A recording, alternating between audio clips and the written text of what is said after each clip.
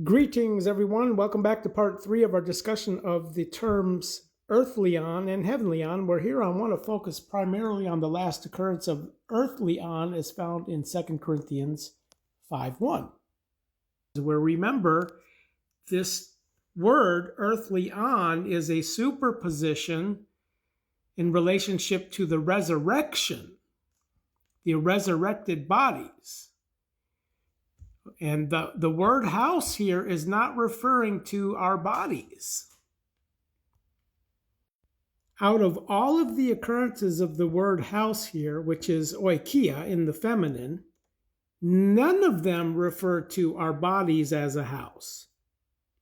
The context of the house is right here, Mark 13:35, when the Lord of the house comes, which everything begins at the first watch time here.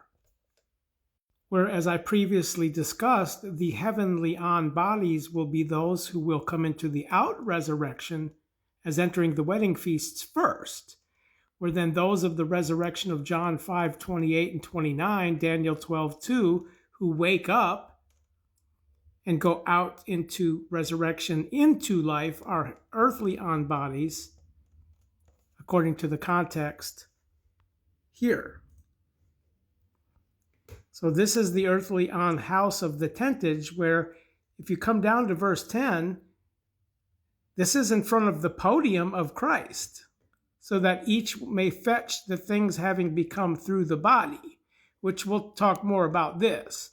But what we have to understand is the context beginning here in verse 1 all the way down to actually verse 14 is referring to the coming of the Lord, when the Lord of the house comes.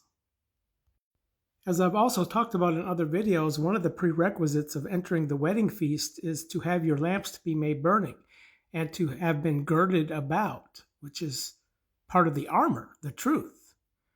Okay, so if we come back to here to 2 Corinthians chapter 5, to be found as a bare one would not to be found girded when the Lord of the house comes in his earthly on house of the tentage, in front of the podium of Christ, in relationship to the judgment, which this is all tied back to this.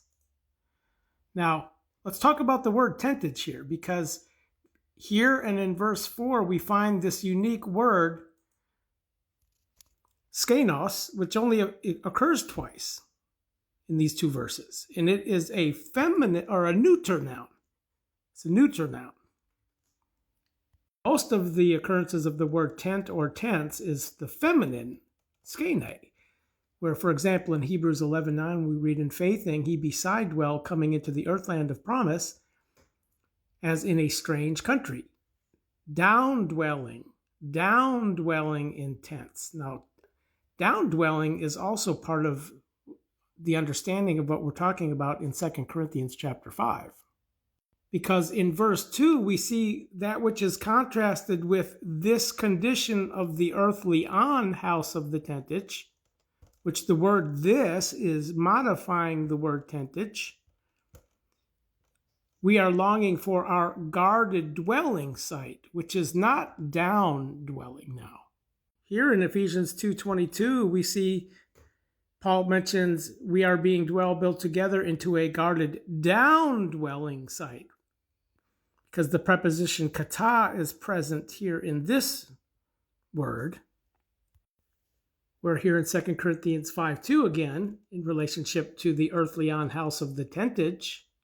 When Christ comes, we will still be longing for our guarded dwelling site, yea, the one out of heaven to slip in on us, which is manifested when we enter the wedding feasts as officiating angels then. So this is all prior to entering the wedding feasts, where we find one other occurrence of guarded dwelling without the down preposition in Jude, which is a contrast, because here we see the angels that are being mentioned as in origin left alone their own guarded dwelling site, where we are longing for this in the condition of the earthly on house, in the judgment where we are in front of the podium of Christ in this condition here. This is the condition. For also in this condition, which the word tentage is being modified here because earthly on is in the feminine, house is in the feminine.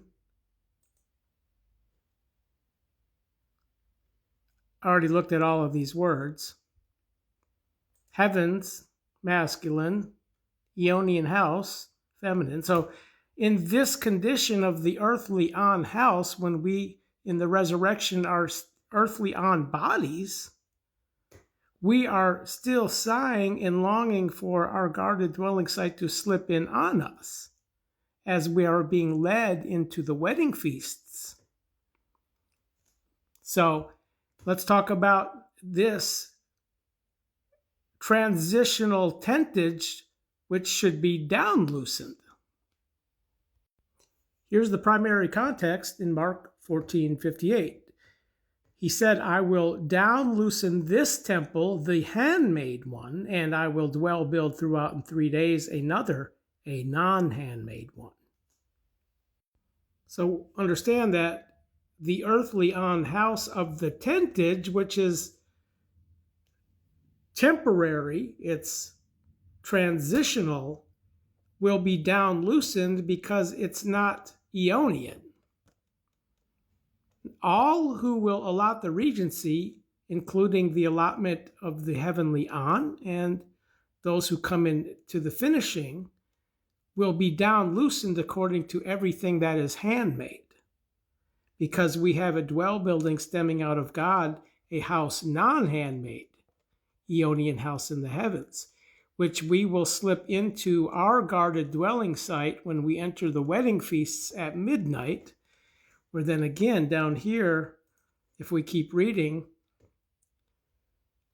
and so to be that also as one slipping into it, we will not be found as bare ones, would be to be locked out of the wedding feasts at midnight. For we also, as being in the tentage, okay, which is this earthly on condition, we sigh. Paul mentioned sighing back here also, as being burdened, on account of which we did not outslip ourselves, because some will outslip themselves and be persecuted terribly through the time of the great affliction in the last days. So they're also part of the body of Christ. They're members of us. But we want to slip on so that what is mortal may be down drunk by life prior to those who come in last, when the judgment will be driven out into that which conquers. Jesus is speaking of the foolish virgins locked out who are saying our lamps are going to extinguish because they have no oil, but he says he will not, a smoldering linen wick he will not extinguish till, as it were, he drives out the judgment into that which conquers, which concerns those who come in last in relationship to the last trumpet back here in 1 Corinthians 15. So they too will conquer, but not before some will outslip themselves as bare ones, which the bare ones are exemplified in the statement of Jesus, bare was I, and you cast about me a raiment, etc., in Matthew 25, which again is the allotment of the last to come in from the downcast of the cosmos, who are my least brothers here. And I'm running out of time, so I'll pick back up in the next video, but understand the context of all of this down to verse 14 is when the Lord comes in the resurrection.